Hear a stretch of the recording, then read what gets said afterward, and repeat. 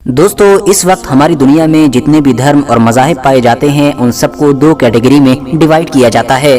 पहली कैटेगरी को आसमानी मज़ाहिब के नाम से जाना जाता है, जबकि दूसरी कैटेगरी को हिंदुस्तानी धर्मों के नाम से जाना जाता है।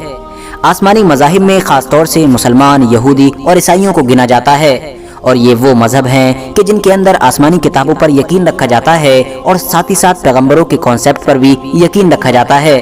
खुशामदीद व्यूअर्स, अस्सलामु अलैकुम वरहमतुल्लाह वबरकातुहू। मैं सरताज अहमद अय्यूबी। मैं हूँ फरजाना अय्यूबी। आज हम जिस वीडियो का रिएक्शन करने वाले हैं उसका टाइटल ये है कि आखिर भारत की ज़मीन पर किस नबी को भेजा गया था। तो आज का वीडियो बहुत ही इंटरेस्टिंग होने वाला है। मेरी आप लोगों से गुजारिश है कि वीडियो को एंड तक देखिएगा, और आपको इस वीडियो का लिंक डिस्क्रिप्शन बॉक्स में मिल जाएगा। तो वक्त को बिल्कुल ज़ाया नहीं करते हैं और वीडियो शुरू करते हैं। दोस्तों, इस वक्त हमारी दुनिया में जितने भी धर्म और मज़ाहिब पाए जाते हैं उन सबको दो कैटेगरी में डिवाइड किया जाता है। पहली कैटेगरी को आसमानी मज़ाहिब के नाम से जाना जाता है, जबकि दूसरी कैटेगरी को हिंदुस्तानी धर्मों के नाम से जाना जाता है। आसमानी मज़ाहिब में ख़ास तौर से मुसलमान, यहूदी और ईसाइयों को गिना जाता है, और ये वो मज़हब हैं कि जिनके अंदर आसमानी किताबों पर यकीन रखा जाता है और साथ ही साथ पैगंबरों के कॉन्सेप्ट पर भी यकीन रखा जाता है। मतलब इन तीनों मज़हबों को फॉलो करने वाले लोग उन नबियों और रसूलों पर यकीन रखते हैं कि जो खुदा की तरफ से वक्त वक्त पर ज़रूरत के हिसाब से हमारी दुनिया के अलग अलग इलाकों में भेजे गए थे, यानी दुनिया को सीधा रास्ता दिखाने के लिए, लोगों को बुराइयों से बचाकर अच्छाइयों की दावत देने के लिए। इन तीनों ही मज़हबों को यानी आसमानी मज़ाहिब को इब्राहिमी मज़ाहिब के नाम से भी जाना जाता है। वो इसलिए क्योंकि इन तीनों ही मज़हबों का कनेक्शन ऐतिहासिक तौर पर किसी न किसी तरह से ऊपर जाकर अल्लाह के एक मशहूर पैगंबर यानी कि हज़रत इब्राहीम अलैहिस्सलाम से जुड़ जाता है। वही इब्राहीम अलैहिस्सलाम कि जिनको जहाँ एक तरफ मुसलमान इब्राहीम तो वहीं दूसरी तरफ ईसाई और यहूदी अब्राहम के नाम से भी जानते हैं। वहीं दूसरी तरफ अगर बात करें हिंदुस्तानी धर्मों की, तो इनमें खास तौर से गिनती होती है हिंदुइज्म की, सिखिज्म की, जैनिज्म की और बुद्धिज्म जैसे धर्मों की। और इनको हिंदुस्तानी धर्म इसलिए कहा जाता है क्योंकि ऐतिहासिक तौर पर इनका कनेक्शन सीधे तौर पर हिंदुस्तान की ही सरजमीन से जुड़ जाता है। मगर दोस्तों, अगर आप लोग इस्लाम की सबसे मुक़द्दस यानी पवित्र किताब यानी कुरान को पढ़ेंगे तो आपको पता चलेगा कि हज़रत मोहम्मद सल्लल्लाहु ताला अलैहि वसल्लम इस्लाम के आखिरी पैगंबर थे, यानी इनके बाद अब कोई भी नबी और रसूल नहीं आएगा। और जब कोई नबी और रसूल नहीं आएगा तो जाहिर है कोई आसमानी किताब भी नहीं आएगी। मगर हाँ, इनसे पहले दुनिया में बेशुमार नबी और रसूल आ चुके हैं, जिनमें से ज्यादातर पर तो ईसाई और यहूदी भी यकीन रखते हैं। इवन हदीसों और कुछ ऐतिहासिक किताबों से तो ये बात भी क्रिस्टल क्लियर होती है कि आखिरी पैगंबर यानी कि हजरत मोहम्मद सल्लल्लाहु ताला अलैहि वसल्लम तक हमारी इस दुनिया में कमोबेश 1,24,000 नबियों को भेजा गया था। मगर हाँ, इनमें से सिर्फ और सिर्फ 25 नबियों का नाम ही कुरान के अंदर मौजूद है। इसके अलावा अगर हम लोग सभी हदीसों की किताबों की भी मदद ले लें, ऐतिहासिक किताबों की भी मदद ले लें, इवन अगर हम लोग यहूदियों और ईसाइयों की भी सारी किताबों की मदद ले लें, तब भी ज्यादा से ज्यादा 100 नबियों के नामों को ही ढूंढ सकेंगे। यानी डिटेल के साथ हम बहुत कुछ ज्यादा से ज्यादा 100 नबियों के बारे में ही जान सकेंगे। मगर हाँ, इन तमाम चीजों के बावजूद भी इस बात में कोई शक नहीं है कि कुरान के मुताबिक हर दौर में दुनिया की हर कौम में एक न एक नबी को जरूर भेजा गया है। यानी दुनिया में जहाँ जहाँ पर भी आबादी रही है, जहाँ जहाँ पर भी इंसान रहा है, जहाँ जहाँ पर भी छोटी बड़ी कौमें आबाद रही हैं, वहाँ पर उनकी हिदायत के लिए खुदा की तरफ से एक न एक नबी और रसूल जरूर भेजा गया है। मगर दोस्तों, जब कभी भी हम लोगों को ये बात बताई जाती है तो हमारे दिमाग में जो सबसे पहले सबसे बड़ा सवाल जन्म लेता है वो यही होता है कि अगर दुनिया के हर इलाके में एक नबी आया है, हर कौम में एक नबी को भेजा गया है, तो आखिर फिर हमारे खुद के इलाके यानी हिंदुस्तान में कौन नबी आया था? क्योंकि आमतौर पर जहाँ एक तरफ दुनिया के ज्यादातर इलाकों में आने वाले नबियों और रसूलों के जिक्र से किताबें भरी पड़ी हैं, तो वहीं दूसरी तरफ ऐतिहासिक किताबों में ऐसा कोई ठोस सबूत नहीं मिलता है कि जिससे हम ये मान सकें कि हमारे देश भारत के इलाके में इतिहास में कभी कोई ऐसे नबी या रसूल आए हों कि जिन्होंने अपनी जिंदगी का एक लंबा वक्त हमारे इस इलाके में गुजारा हो, इस इलाके के लोगों के बीच में रहे हों और उनको नेकी की दावत दी हो। तो दोस्तों, आज की इस वीडियो में हम इतिहास की मदद से यही जानने की कोशिश करेंगे कि आखिर हमारे देश भारत के इलाके में खुदा के कौन से नबी या फिर रसूल आए थे, कोई आए भी थे या फिर नहीं आए थे। अगर आए थे तो आखिर उनका नाम क्या था और वो कौन से दौर में आए थे। RH नेटवर्क के नॉलेजेबल फ्रेंड, सबसे पहले तो मैं आप लोगों को ये बताता चलूं कि आप में से जितने भी लोगों के दिमाग में अक्सर ये सवाल आता रहता है और उनको परेशान करता रहता है, तो उन सभी को ये जानकर हैरानी होगी कि हमारी दुनिया के जो सबसे पहले पैगंबर थे, जो पैगंबर होने के साथ साथ दुनिया के सबसे पहले इंसान भी थे, कि जिनको हम लोग आदम अलैहिस्सलाम के नाम से जानते हैं, वो दरअसल खुद भारत की सरजमीन पर ही उतारे गए थे। यानी दुनिया के सबसे पहले नबी ही भारत में ही आए थे। उस दौर में उनको आसमान से भारत के इलाके की जिस पहाड़ी पर उतारा गया था, वो दरअसल आज के दौर में श्रीलंका में मौजूद है।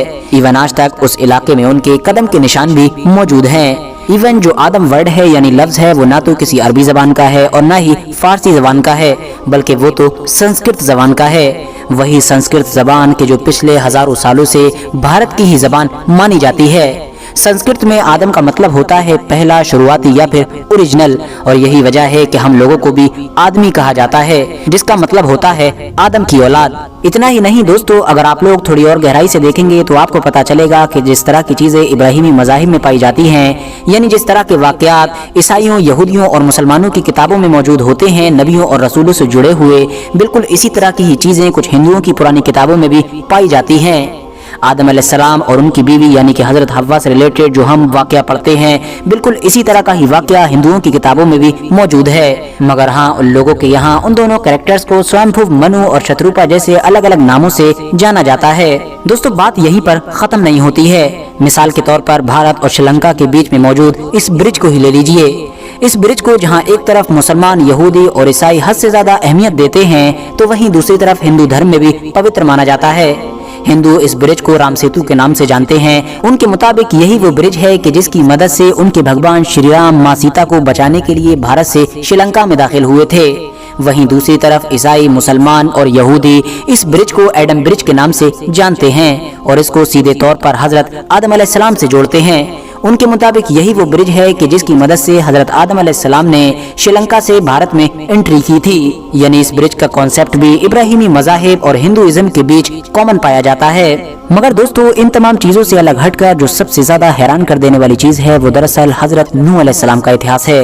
क्योंकि ज्यादातर ऐसे लोग के जो इतिहास में महारत रखते हैं और इस टॉपिक पर रिसर्च करने की कोशिश करते हैं, उनके कलम की नोक भी हजरत नूह अलैहिस्सलाम पर जाकर ही ठहर जाती है और वो भी ये कहने पर मजबूर हो जाते हैं कि हो न हो हजरत नूह अलैहिस्सलाम का हिंदुस्तान यानी भारत के साथ कोई गहरा रिश्ता है। क्योंकि दोस्तों, आपको जानकर हैरानी होगी कि जिन पैगंबर हजरत नूह अलैहिस्सलाम को मुसलमान, ईसाई और यहूदी मानते हैं और तूफान से रिलेटेड उनका जो वाकया अपनी अपनी किताबों में पढ़ते हैं कि किस तरह से हजरत नूह अलैहिस्सलाम के दौर में दुनिया का सबसे खतरनाक तूफान आया था, जिस तूफान में पूरी दुनिया गर्क हो गई थी, मगर उस तूफान के आने से पहले ही खुदा की तरफ से हजरत नूह अलैहिस्सलाम को बता दिया गया था। न सिर्फ बताया गया था बल्कि एक कश्ती बनाने का हुक्म भी दिया गया था, जिस कश्ती में बैठने वाले लोग इस खतरनाक तूफान से बच गए थे।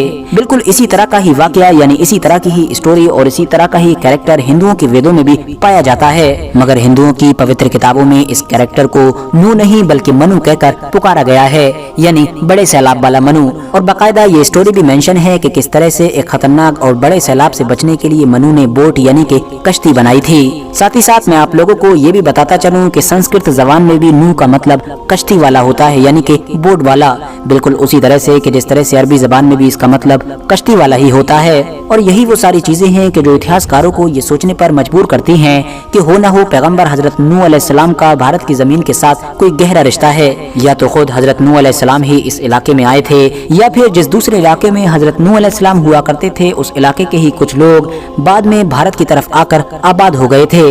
आज के इस वीडियो में ये चीज़ दिखाई गई और बताई गई कि कौन से पैगंबर जो है हिंदुस्तान में तशरीफ़ लाए हैं। तो तमाम किताबों से ये साबित होता है कि जब अल्लाह पाक रब्बे कायनात ने हज़रत आदम नबीना अलैहिस्सलातु वस्सलाम को जन्नत से उतारा तो श्रीलंका के सरंदीप पहाड़ पर वो उतारे गए, जिनका कदम आदम आज भी मौजूद है। और दूसरे लोग बताते हैं कि नूह अलैहिस्सलाम ने कश्ती वालों का जिक्र फरमाया जाता। वैसे तो पैगंबरों की तादाद 1,24,000 है, लेकिन अगर किताबों से से देखा जाए कुरान पाक में तो 25 ही पैगंबरों का जिक्र मिलता है, और बहुत कुछ हदीसों से अगर साबित किया जाए तो बहुत ज़्यादा 100 पैगंबरों के नाम मिलेंगे, लेकिन 1,24,000 का जिक्र है। और अल्लाह ताला ने कुरान पाक में खुद फरमाया है कि हमने हर कौम के लिए हिदायत करने वाला रहनुमा रसूल यानी नबी बनाकर भेजा है, जिससे वो ये लोग न कह सके कि हम में कोई हिदायत करने वाला बताने वाला नहीं आया था। तो आज की एक कहानी थी